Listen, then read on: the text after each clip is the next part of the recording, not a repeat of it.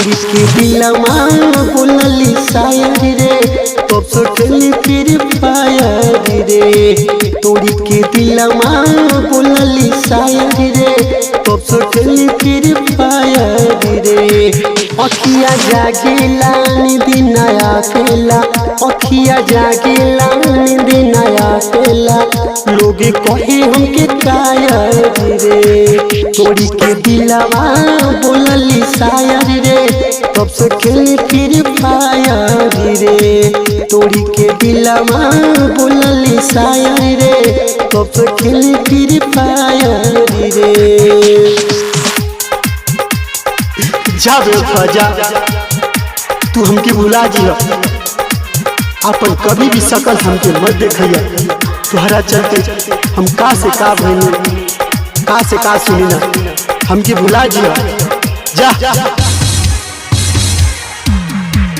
मिले आवती रहू तू रोज राती के करत रहू तू भोरावा सटा के छाती से।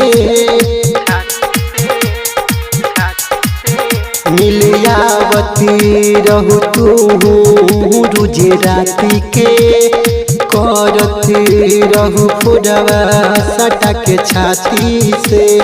याद कर चुपे से दिल रोनी पायली रे। तोड़ी के दिलवा बोलली शायर रे तब से खेली फ्री फायर रे। तोड़ी के दिलवा बोलली शायर रे तब से खेली फ्री फायर रे। काजल हे काजल तू ही बतावा का कमी रहे हमरा प्यार में काहे ऐसे छोड़ के चल गई। आखिर का कमी रहे हमके एक बार ना बतलो जा कबू पलट के हमरा के मत देखिए।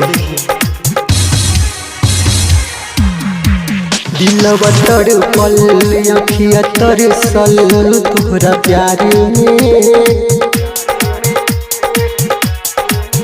तोहरा सिवा केहू न रहे संसार में। दिलवा तड़पल अखिया तरसल तोहरा प्यार